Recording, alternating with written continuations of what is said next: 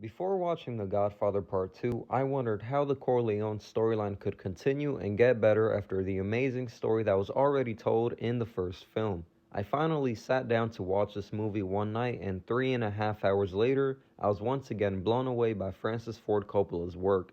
The Godfather Part II is, in my opinion, the better movie of the first two Godfathers, but the first one is my favorite. I made a video talking about why that movie is my favorite movie of all time, but it was unfortunately blocked due to copyright stuff. This is the follow-up to that video.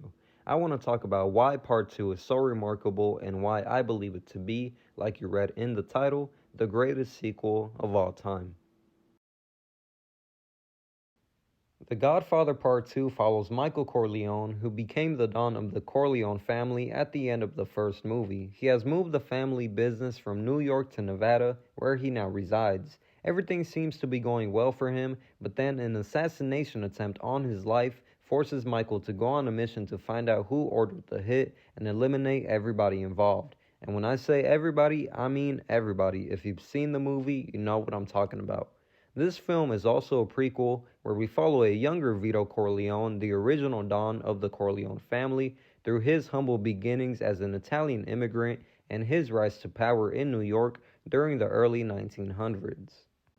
The story that is told here is absolutely brilliant, and what I love about it so much is that it's pretty much a story about a father and son. We see how Vito gets into the criminal underworld and starts up his crime family, but simultaneously in the same movie, Michael begins to have his downfall and loses everything decades later. Like I said, one man rises and the other falls.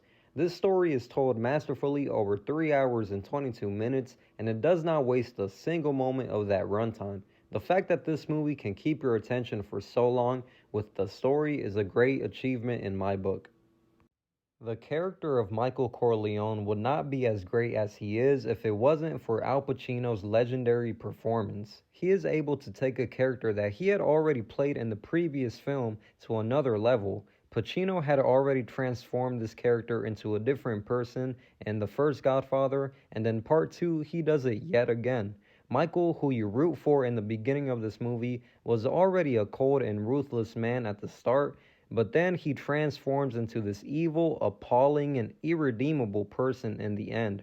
Through his emotionless tone, cold stares, and anger, Pacino takes his character to an even darker side than he had before. So, with that being said, Al Pacino absolutely kills it in his role as Michael Corleone. Vito Corleone is what you could say the co-protagonist of this film, and he is played by none other than Robert De Niro. Vito was originally played by Marlon Brando in the first movie, and De Niro is able to take every little detail from Brando's performance and do it himself. He pretty much mimics Brando's facial expressions, hand gestures, mannerisms, and voice to a T, and it doesn't even feel like it's a different actor portraying Vito's character. Every time I watch this movie, I'm like, yeah, that's Vito, that's him, he's just way younger here. De Niro really did his research with this role, and it shows because his performance and Marlon Brando's, in my opinion, are nearly identical to each other. Also, De Niro won an Oscar for this performance, and that's very notable because I'm pretty sure he was the first actor to play a character that somebody else had done before him and win an Oscar for it. So, yeah, that just goes to show that Robert De Niro killed it in this role. He does an amazing job as Vito Corleone. Just like Al Pacino, many actors from the first Godfather make a return here to play their characters again. Robert Duvall comes back as Tom Hagen, you got Diane Keaton who plays Kay Adams, John Cazale as Fredo who has a bigger role in this film, Talia Shire plays Connie again, and we actually get two cameos from two actors towards the end of the movie in the flashback scene. We get James Caan who comes back to play Sonny, and James Caan passed away a few months ago, so rest in peace. And then we get Abraham Vigoda, who comes back as well to play Salvatore Tessio. I should also add that Clemenza and Tessio do come back in part 2, but this is only during Vito's storyline, which means they are portrayed by younger actors. So this time around, Clemenza is played by Bruno Kirby and Tessio by John Aprea. In addition to all of the characters that were established in the first film, there are multiple new ones here, and just to list a few, we got Hyman Roth, who is Michael's main enemy throughout the movie, and he is played by Lee Strasberg. We got Frank Pentangeli, who is a Corleone Capo regime, And he is pretty much Clemenza's successor because Clemenza does die in between part one and part two. But yeah, Frank Pentangeli, he is played by Michael V. Gazzo. Then we got Johnny Ola, the right hand man of Hyman Roth. And if you recognize the actor, that's because that is Dominic Chianese, who you might recognize from his big role as Uncle Junior in The Sopranos. Then we got Janko, who is Vito's friend and partner. He is played by Frank Severo, who you'll definitely recognize from Goodfellas. Now, everybody that I named here, including the old cast, give great performances, and they really convince you that they really are these people. So, yeah, The Godfather Part II has an amazing cast. Just like its predecessor, The Godfather Part II is full of iconic and memorable scenes. Now, while trying to list all of them, I noticed that there were just way too many to talk about, so I thought I'll take a good bunch and just give a brief rundown of each one. So we got the scene where Clemenza gives the bag full of revolvers to Vito, and then the shot where Clemenza's holding the gun to the door, the "in my home" and "keep your friends close but your enemies closer" speeches from Michael, the meeting with the Rosato brothers where they strangle Frank Pentangeli and the gunfight ensues outside of the bar, the Mafia Don meeting in Cuba, the kiss of death scene between Michael and Fredo, the Senate hearings, the argument between Kay and Michael, which is one of my favorite scenes. It's very well done. And of course, the scene where Vito kills Don Finucci and when he goes back to Italy to take on his revenge on Don Chicho.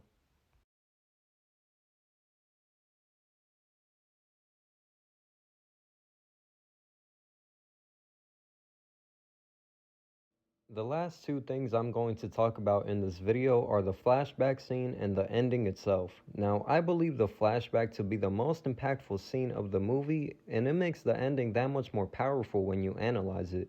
There are three reasons why I think the flashback is so effective. Reason number one, it takes us back to a time when everything was normal and going well for the Corleone family. During this scene, we go all the way back to 1941, before the first movie even takes place. It's Vito's birthday and everyone is laughing and smiling. They got some music going in the background. Everyone seems to be in a great mood. These are what you could call the good times of the Corleone family, but when you compare this to the family at the end of the sequel, it's no longer the same. Sonny was killed, Tessio ended up betraying the family, Michael became the Don and had Fredo killed. I mean, it's all so different now compared to how it used to be. This scene reminds us that the Corleones were once living well and used to be one of, if not the most powerful mafia family in New York, but nearly 2 decades later, this all came crashing down. Reason number two, Fredo is the only one to support Michael in this scene, making his death ironic and even more tragic. Now let me give some context for this. Sonny, Tessio, and Tom start talking about the war, and Michael intervenes, and he ends up telling everyone that he enlisted in the Marines. When he breaks the news, Sonny gets very upset with him, trying to hit Michael, and Tom Hagen tells him that Vito had to pull a lot of strings to get Michael's deferment. And who's the only brother to show support for Michael? Fredo. He congratulates Michael and tries to shake his hand when Sonny interferes. Fredo was the only one who wasn't against him enlisting in the Marines, and it makes his death so ironic and kinda sad because Fredo, of all people, ends up being the brother that Michael has killed all these years later. Reason number three, this scene pretty much foreshadows what Michael's life becomes. When everyone leaves the room to go surprise Vito, Michael stays behind, sipping away at his drink and smoking his cigarette. One thing that is foreshadowed is Michael becoming the family's Don. Vito's office can be seen in the background throughout the entire scene, and we can even see the chair he sits in, which is vacant. When Michael is the only one left in the frame, I believe the chair is symbolizing the fact that he will become Don Corleone after his father either retires or passes away, and that the position will be waiting for him to take that vacant seat. The second thing that is foreshadowed here is the fact that Michael ends up all alone at the end of this film. How is this foreshadowed?